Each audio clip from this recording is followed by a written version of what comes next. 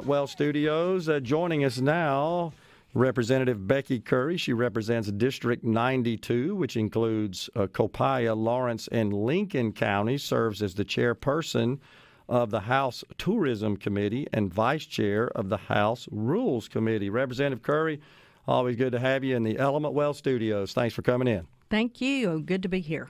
So we got a lot of stuff that's going on down there under the dome at the Capitol the last few weeks. I guess the most pressing matter that has just broken wide open the last couple of days is this bill to extend postpartum coverage under Medicaid from the standard 60 days of coverage, which has been around for quite some time, out to a year for a full year of coverage. The governor informed Mississippians over the weekend that he could support such a measure. In fact, and I'm quoting him, paraphrasing what he said here, that if a bill makes it to my desk, I will sign it, is what he said. That's right. And, so the bill came out of committee this morning, and, it still has a long way to go. They passed it through the Senate. Sent it over. We passed it out of committee this morning, and then it will go to the House where you never know what will happen. Sure. So it is our understanding it was referred to the Medicaid committee. I never thought I'd see that happen, so believe me, that was a shocker. Shocker in that Speaker Gunn has made it clear he's pretty strongly opposed to this. That's exactly right. So he did, at least from a standpoint of maybe deviating from his prior position, he did refer it to the Medicaid committee. I believe that's chaired by Representative Joey Hood. Is that correct? That's correct. So it's our understanding that here this morning it is passed out of committee. That's correct. Is that right? That's correct. So what can happen now? So there's several things can happen. It goes to the calendar in the House where it could sit and die. If they bring it out, they can add amendments that may not make it palatable for people. There's just a number of things that can happen. So it's kind of a wait-and-see process now. Well, we were talking about it before we came on the air, but the Speaker of the House can just let it die on the calendar, right? He doesn't have to. Even if it passes out of committee, he's not required by law or rules or procedure to put it on the floor for consideration and a vote. That's correct. He can let it die at the hill of the calendar is what we call it. All right. So that is the obvious benefit of being Speaker of the House. There's a lot of them. That's right. That's one of them. And the same is true in the other chamber for the Senate, correct? For whomever's presiding, the lieutenant governor. That's correct, but their rules are a lot different than ours. Okay. I wasn't sure about that. And I also learned recently that our Constitution does not require members of the Senate to empower the lieutenant governor with any powers. Right. I mean, he can just stand there and be an announcer. That's the difference in the House and the Senate. Their rules, they can change them every 4 years. Well, we can too, but ours is not quite where we can take the powers away from the Speaker. Got it. Okay. So what do you think is going to happen at this point? You support this, do you not? I do. Okay. I am the author of the bill that overturned Roe v. Wade, and I think that we're at a point now where we are going to have to take care of women and children. This is not adding that much to the bill that we already take care, and if you're pregnant and poor, that you can get on Medicaid and your child can get on Medicaid. So we're not doing anything more than Ron DeSantis does in Florida. This is exactly his language. A lot of other conservative states, and a lot of it, if you think about, and I think of young women that are getting pregnant, having a child, and your world is turned upside down. You're not sleeping, you're not eating. All of a sudden, you're taking care of this infant, and you look up and your 60 days is gone, and you haven't gone back to the doctor and made your plans for further birth control. Which I hate to tell taxpayers, if they have another one, you're going to get to pay for that. So I just think that this is the right thing to do, and that, it's not expanding Medicaid. I have to tell you, for the last 3 years, if you were pregnant at the beginning of COVID, you're still on Medicaid. So we are actually about to kick off a whole lot of people. Our Medicaid bills are going to go down tremendously after the COVID CARES Act. Right. Yeah, so I got to tell you, we've explained this on this program, I bet 100 times. I feel like that, and it's because it's complicated. It's so complicated. I'm not certainly not trying to be condescending by any stretch, but it's just there's a lot of information that floats around that's just incorrect, and we've made it so complicated. The average person shouldn't have to know about all this stuff. That's right. And we try to just cut through all that. It's very clear. I mean, it's very critical that we clarify that this does not add a coverage group, and it doesn't expand Medicaid to a new coverage group.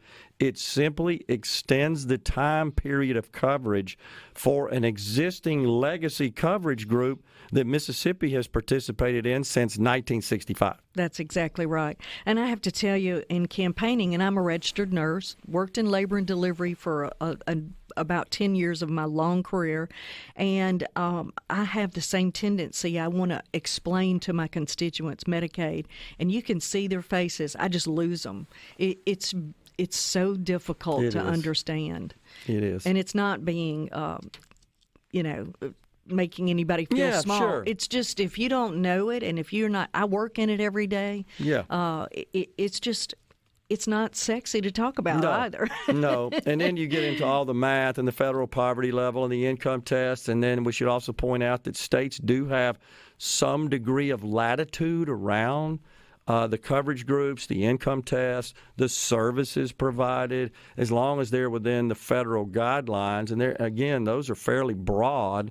So each state can create essentially its own Medicaid program within federal constraints.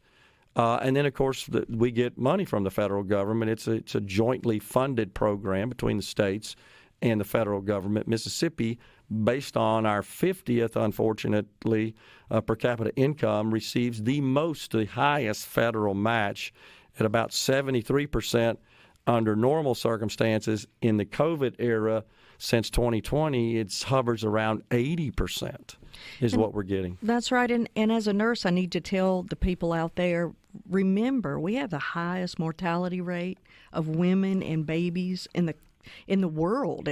And so you just have to be sure you think about this and you're on the right side. It's not a liberal point of view. We're just trying to take care of women and babies. We have outlawed abortion in this state. It's not going to happen. And now we are charged with helping take care of women and babies. And I have to tell you something. I'm very proud of overturning Roe v. Wade. I hope that's my legacy when I'm gone. But, the thing is, we have to give a little bit, too. Well, this is kind of an analysis of our culture, and some may find it to be out of line. But I will say this. Folks that are thinking about starting a family and having a baby really need to make sure that they have the necessary means to operate their families, because it's expensive and it can get out of hand. And so I think, Representative Currie, folks on the right that oppose this would say, well, the government shouldn't be incentivizing propagation, essentially. And there's some merit to that. There's some merit to that, but it's very hard to get down in the weeds. And when you are what I find is very successful people or that are doing well and can afford this, they don't want people who can't afford it to have babies. And you can't get in those weeds. It's very difficult. And I understand a responsibility, but, you have people, my constituents, who work hard at 2 jobs, and they're barely able to take care of their household. But are they not allowed to have a baby? No, I certainly understand that. Yeah. I guess where I stand is more education is needed. I think a lot of times this happens and they're not totally sure and clear on exactly what the level of responsibility is. And I think it's a big wake-up call when they have that baby. Right. And in 60 days, you've got to make all these other decisions. That's why we were trying to make sure they have time to make future decisions where they don't have another one right off the bat. Right. And hopefully we can start just informing people so they can make good decisions on the. We need to do better at teaching. There's no doubt. Representative Becky Currie is our guest here in the Element Wealth Studios. We're stepping aside for a break. Coming right back. A little money, because that's what we're about to talk about. So, with respect to the Medicaid extension of postpartum coverage, I want to be clear that's a completely different matter and issue than adding a completely new coverage group. That is known as expansion, because you're expanding Medicaid, the Medicaid program, to cover a group of individuals or families that prior to expansion are not eligible to participate in Medicaid. We're not talking about that with this bill. This just extends the coverage period to a coverage group that's already eligible. You're just giving them more time, really, is what you're doing. That's correct. We're not doing anything but making sure that they're healthy and that they have more time to make better decisions. You know, the if you turn around and have a baby quickly after you've just had one, that is the baby that will be in the NICU. Yeah, that's exactly what. That's going to cost you millions of dollars. We had let's see, who was it? One of the physicians was on with us, Rhino, that talked about that. And an OB that talked about that and said, yeah, that was a big-time problem when you do that. And other things that they're just not aware of postpartum and that they sort of adopt into their lifestyle, and it causes problems down the line. Before we go to taxes, it is my understanding, it's estimated that this measure would cost the state $7 to $10 million a year.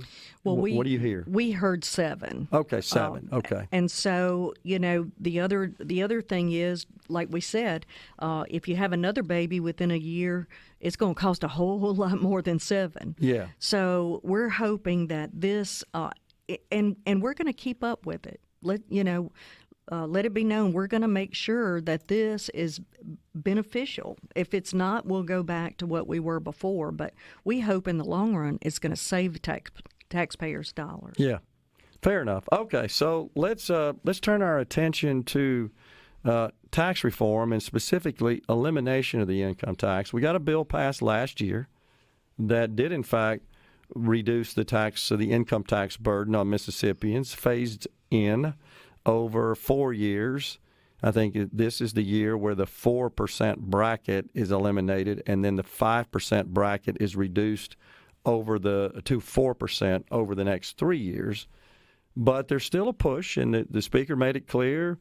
Representative Trey Lamar, who heads Ways and Means, also made it clear that elimination of the income tax, full elimination, was a top priority.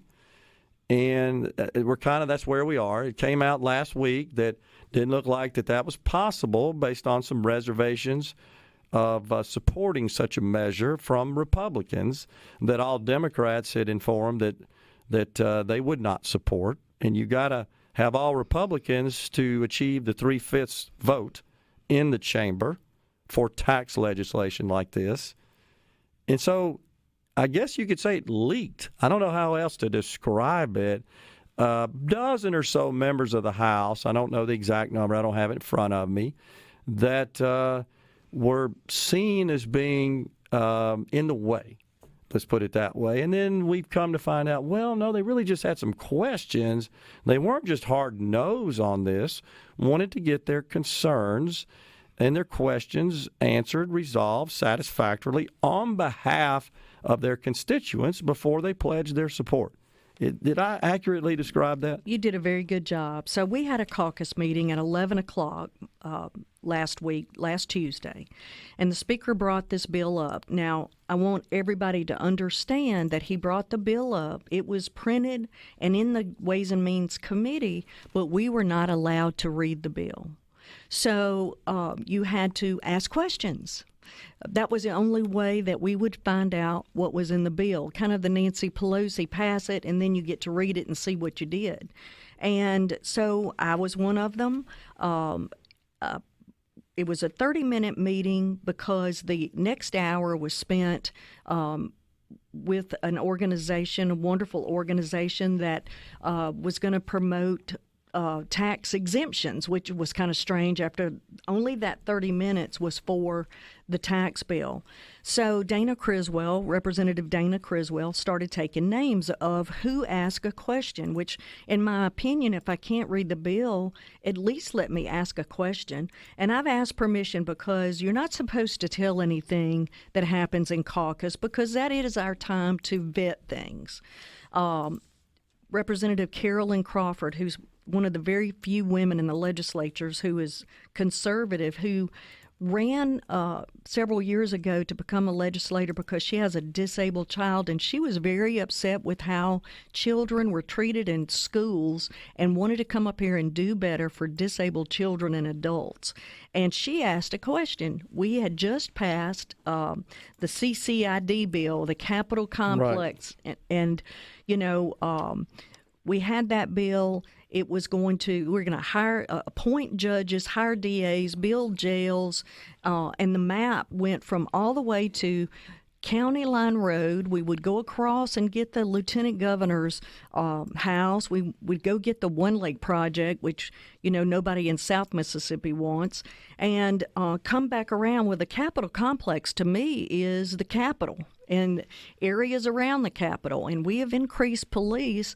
How in the world? And her very valid question was, how are we going to afford this? Are we going to be able to do it all? Gotcha.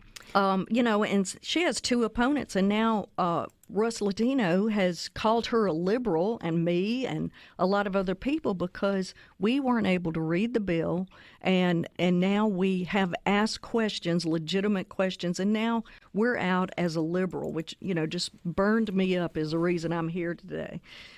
He gives us a report card. He's never served a day in his life. He has absolutely no idea what really goes on up there. And we're all failing on his report card because we don't think the way he does.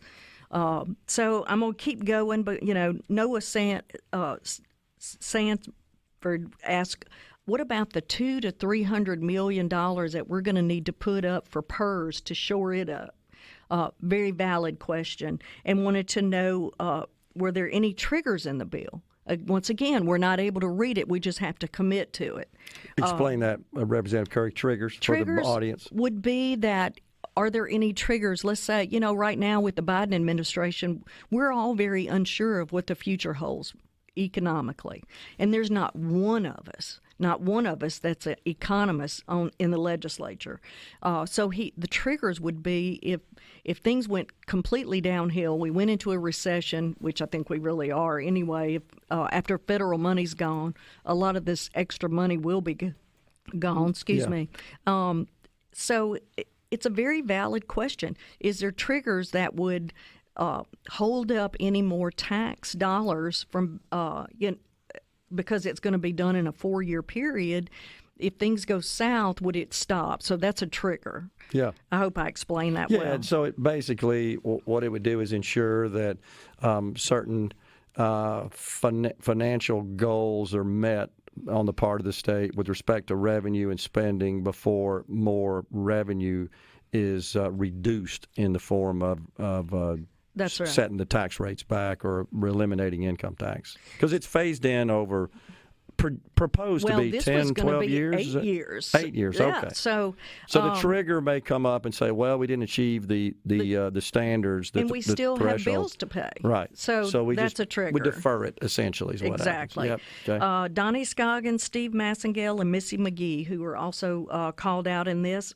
I have to be honest with you, I do not remember a question from any of them. I don't know how their names. Representative Jerry Turner asked to read the bill. Kevin Felcher was named, and he asked, was there anything else in the bill that was not that we wouldn't expect. He shared that with me. He wanted to make sure the bill exclusively dealt with taxes and no other matters. Nothing else stuck in the bill because once again we weren't able to read it. Yeah. So it's just an unfortunate incident where we have somebody who's leaving the legislature who wants to go out and scorn other people for asking legitimate questions on a bill that we were unable to read before we had to say, yes, sure, I'll vote for it. Right. We got to go, but can you stay around? Because I want to find out, where do we go from here with this? Find out what happens. Sure. All right, we got Representative Becky Currie in the Element Well studios. Stay with us. Talk Mississippi, Representative Becky Currie, our guest in the Element Well studios, represents Copiah, Lawrence, and Lincoln counties. We've been talking about Medicaid postpartum extension and also tax reform, specifically elimination of the income tax, which was certainly hailed by the Speaker and Representative Trey Lamar, who heads Ways and Means, and also Representative Jason White, Speaker Pro Tem, as their top priorities for this session, having not achieved full elimination in 2022. And so where we are with that right now is we talked to Representative Lamar last week. It didn't look like a bill was going to be passable in the House, and therefore none would be considered, is kind of what I got out of Representative Lamar last week. You guys said you've been talking about, you had caucus meetings. Those are supposed to be private affairs, and discussions that occur in those meetings are supposed to be confidential among the members.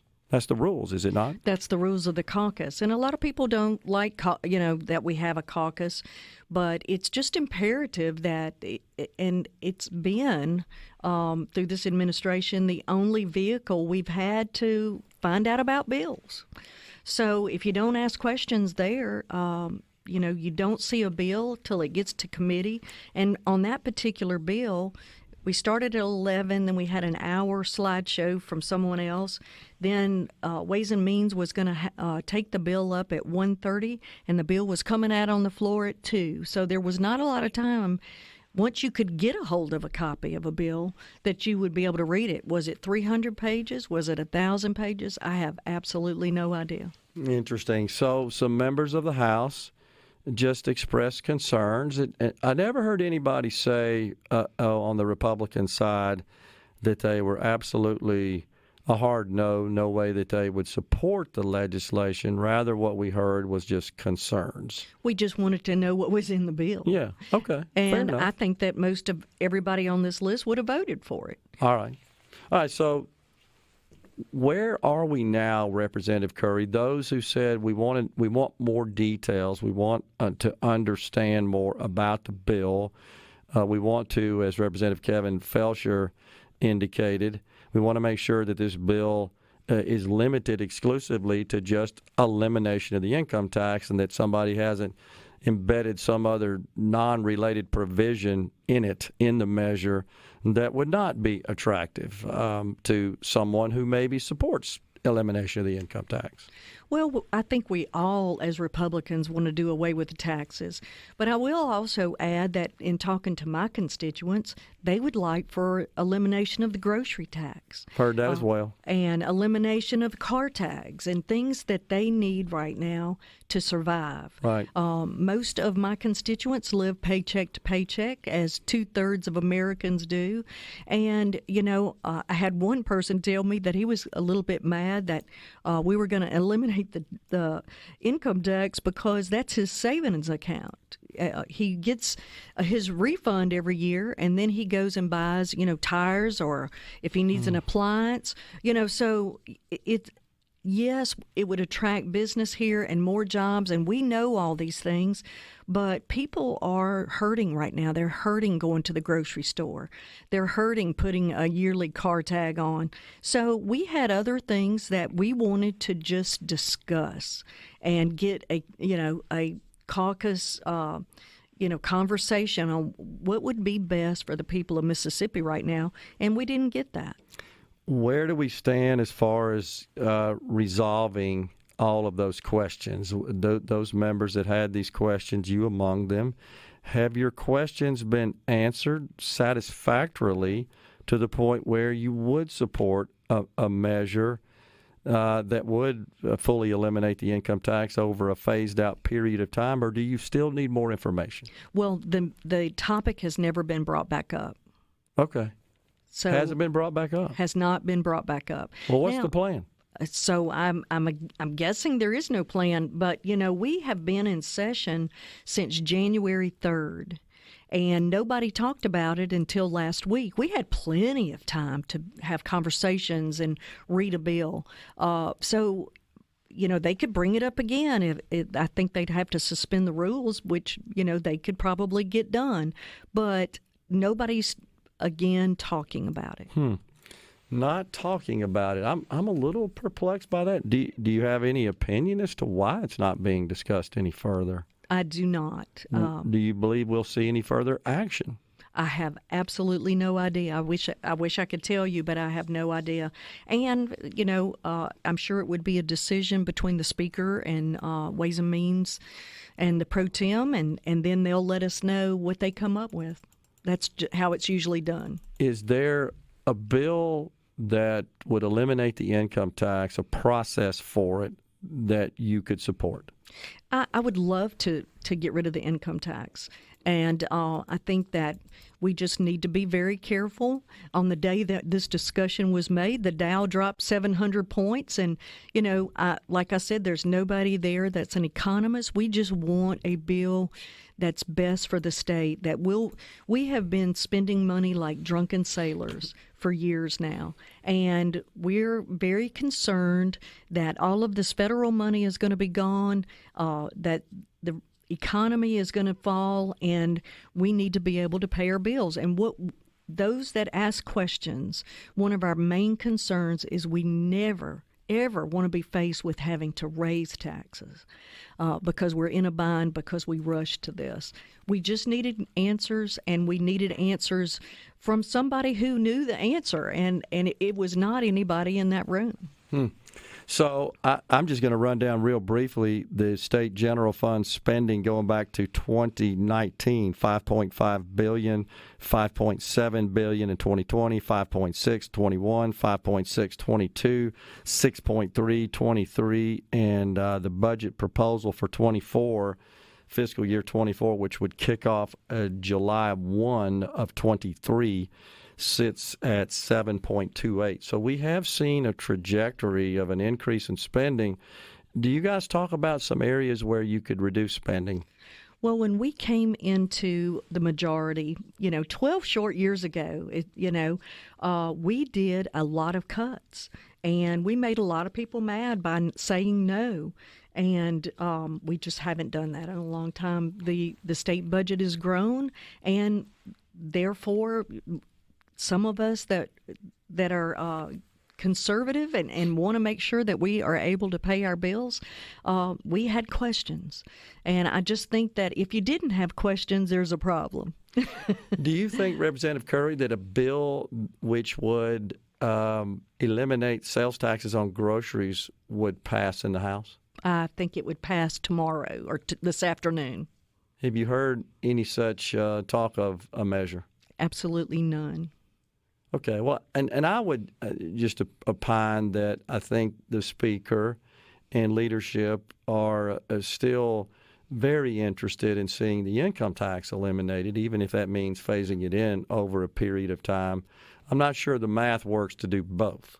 I don't and I don't think they would be comfortable with that, and I suspect most of the members would not be. That would be a lot of revenue. And, of course, the other issue, as you well know, is taxes on groceries are a large source of revenue for smaller municipalities in our state because typically the grocery stores are the biggest retailers generating the sales taxes, which is their revenue at a municipal level. So the state would have to figure some way to make them whole, likely, if we did that. And that was in one of the bills. We've been through a lot of bills trying to come up with these things, and that was a part of one of the bills that we were all very happy about because everybody immediately would see the help. Yeah.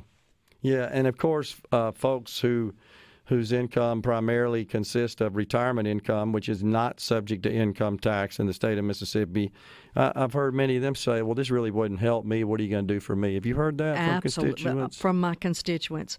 You know, that we have one of the largest taxes in the nation on groceries. Yeah. And we are... You know, we have the largest amount of poor people. And I will tell you this, I do the grocery shopping at my house, and my bill has doubled over the past couple of years. It is crazy. It is crazy. Inflation, it certainly has probably been more noticeable at the grocery store, perhaps, because we all got to eat. We all have to eat. And eating out's gotten extremely expensive, so a lot of people have abandoned that in favor of cooking. I even shared last week, the CEO of Domino's last week said their business was down, and he attributed it to more people making pizza at home because it's less expensive than ordering it from Domino's. And his business does not, he said, did not look like it was going to make it under these circumstances. Sure did. Absolutely did. That'd be crazy. I know. Representative Becky Currie, thanks for coming on. Appreciate it. Thank you for letting me vent a little bit, but I was very uncomfortable with being called a liberal. I understand. Appreciate you coming on. Representative Becky Currie has been our guest. We'll step aside for a break right here on Middays. Coming right back in the Element Wealth Studio.